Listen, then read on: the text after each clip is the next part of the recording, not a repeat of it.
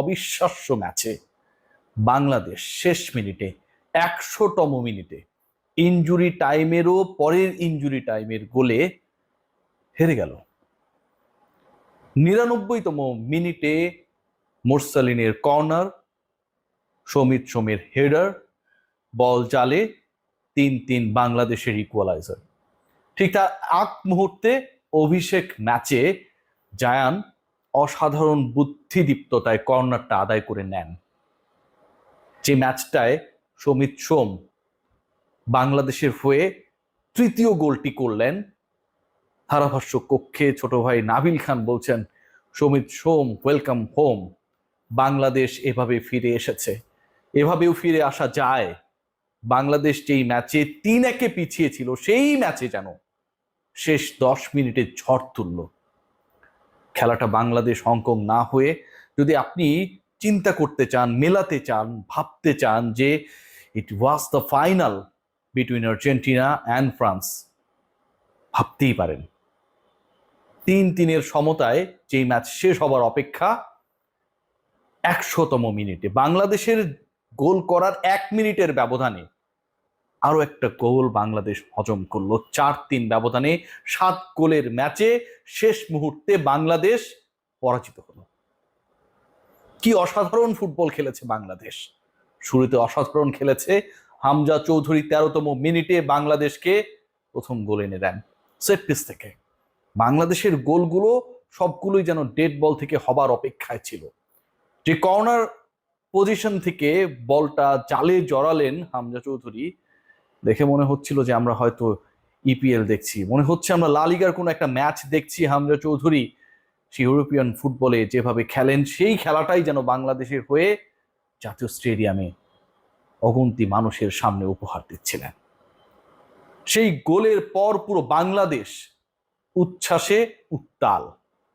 স্টেডিয়ামের মানুষ যারা ছিলেন, যারা বাংলাদেশের জার্সি পরে সেখানটায় গিয়েছেন, সবার মধ্যে একটাই কথা, হামজা চৌধুরী গোল করেছেন, বাংলাদেশ এই ম্যাচটাই জিতবে। যেই হামজা চৌধুরীকে হংকং, বাংলাদেশের প্রতিপক্ষ, যাদের কাছে শেষ মুহূর্তে আমরা হেরে গেলাম, বেঞ্চে বসিয়ে রাখার মতো কথা বলেছিল, শেষ বেলায় হামজা চৌধুরী বাংলাদেশকে জেতাতে পারেন নাই।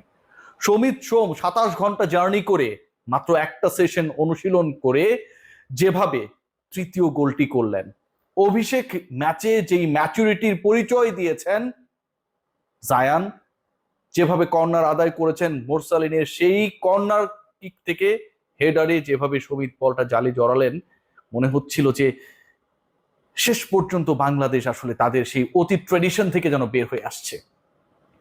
4টা গোল বাংলাদেশ হজম করেছে, কিন্তু 4টা গোল বাংলাদেশ যেভাবে খেয়েছে যেন বাংলাদেশের ফুটবল দল, বাংলাদেশের ডিফেন্সিভ লাইন আপ নিজেদের প্রতিপক্ষ। খেয়াল করে দেখুন নাম্বার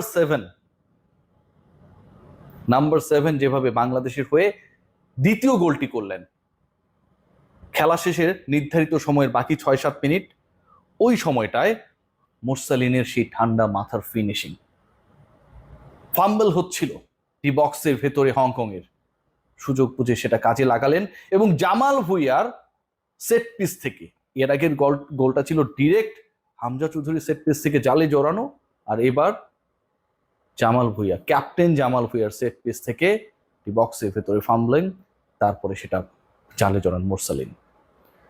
এই যে 3টা গোল বাংলাদেশ করেছে, 3টা গোল বাংলাদেশ আদায় করে নিয়েছে, 3টা গোলে 3টা আলাদা আলাদা গল্প লিখতে চাইলে, স্টোরি করতে চাইলে আপনি করতে পারবেন। কিন্তু বাংলাদেশ যে 4টা গোল খেয়েছে, যেভাবে খেয়েছে, সেগুলো যেন অপরাধ বললেও ভুল হয়। প্রথমার্ধের ঠিক শেষ মুহূর্তে শেষ বাজি করছে, 30 সেকেন্ডের খেলা বাকি, বাংলাদেশের ডিফেন্স আলগা, বাংলাদেশ অ্যালাউ করলো হংকংকে ইকুয়াল করার জন্য। খেয়াল করে দেখবেন যে আপনি যখন একটা বলকে চেষ্টা করবেন যে সেভ করার জন্য, আপনার প্রতিপক্ষের অ্যাটাক আপনি ক্লিয়ার করার চেষ্টা করবেন, আপনি বলটা কোন দিকে দেবেন? আপনি কি আপনার গোলকিপারের দিকে দেবেন নাকি হচ্ছে দূরে ঠেলে দেবেন? এই basic sense Bangladesh defensive line আপে যারা খেলেন, কাজ করেন, তাদের মধ্যে সেটা ঠিকভাবে কাজ করে না। প্রথম গোলের উৎপত্তি, প্রথম গোলটা খেলো বাংলাদেশ ঠিক এইভাবে। থার্ড গোলটার দিকে যদি তাকান, বাংলাদেশের এগেনস্টে 3-1 যখন এগিয়ে গেল হংকং, আমরা প্রতিপক্ষের ফুটবলারকে যথেষ্ট সময় দিলাম যেন আমার ডিফেন্সিভ লাইন আপকে ব্রেক করতে পারে, আমার ডিফেন্ডারের দুই পায়ের ফাঁক দিয়ে বলটা যেন তার কাঙ্ক্ষিত ফুটবলের কাছে পাস করতে পারে। একজন ফুটবলার ডি বক্সের ভেতরে বল নিয়ে দাঁড়িয়ে আছেন, সময় ক্ষেপণ করছেন, ওয়েট করছেন, যিনি গোল দেবেন, স্কোর করবেন, তিনি যেন তার পজিশনটায় যেতে পারেন, সেই পর্যন্ত বাংলাদেশের ডিফেন্ডাররা তার কাছ পর্যন্ত যেতে পারে না। একজনই তার ডানে বামে ঘুরছেন, পায়ের ফাঁক গোলে বল পাস করে দিলেন এবং গোল। আজকের এই ম্যাচটায় বাংলাদেশ যেভাবে খেলেছে, স্পেশালি ফাহমিদুল, সমিত, হামজা, জামাল, জায়ান, তাদের জয়টা প্রাপ্য ছিল। যেভাবে সমিত সোম 3-3 ইকুয়ালাইজার করলো 99তম মিনিটে, এই গোলটা যেন একটা গল্পের মতো। একজন আদায় করে নিলেন কর্নার, একজন কর্নার কিক করলেন, আরেকজন হেডার। বাংলাদেশের জয়টা প্রাপ্য ছিল।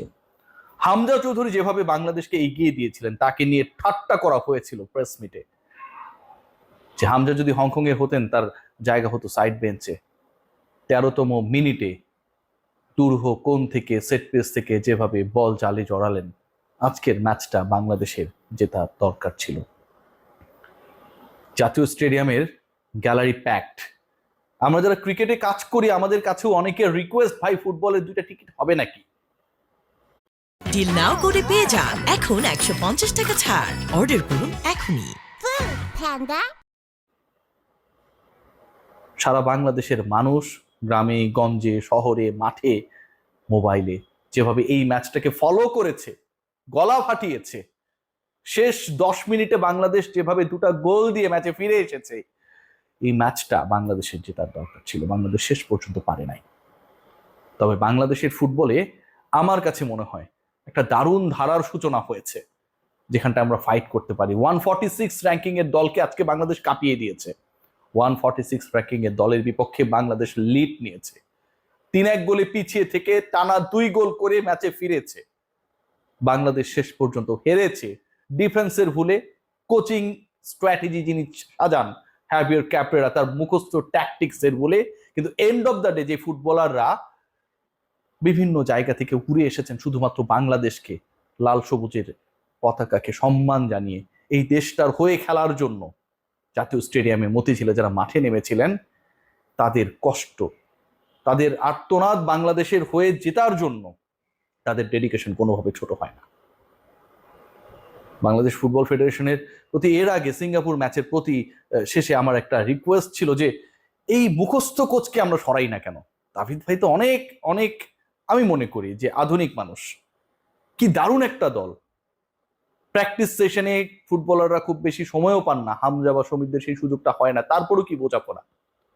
কিন্তু শেষ পর্যন্ত এই দলটা ফল পায় না, কারণ আমার ফল এনে দেওয়ার দায়িত্বে যিনি বস হিসেবে যাকে আপনারা বসিয়ে রেখেছেন ওখানটায়, তিনি কি আসলে এদেরকে কোচিং করানোর মতো, সমিত হামজাদের দেখভাল করানোর মতো যোগ্যতা সম্পন্ন?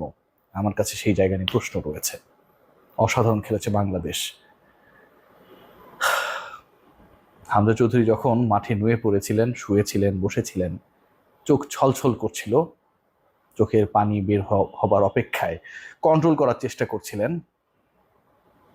প্রবাসীর বড় হওয়া সিলেটের এই কৃতি সন্তানের জন্য হলেও বাংলাদেশের এই ম্যাচটা জেতা দরকার ছিল।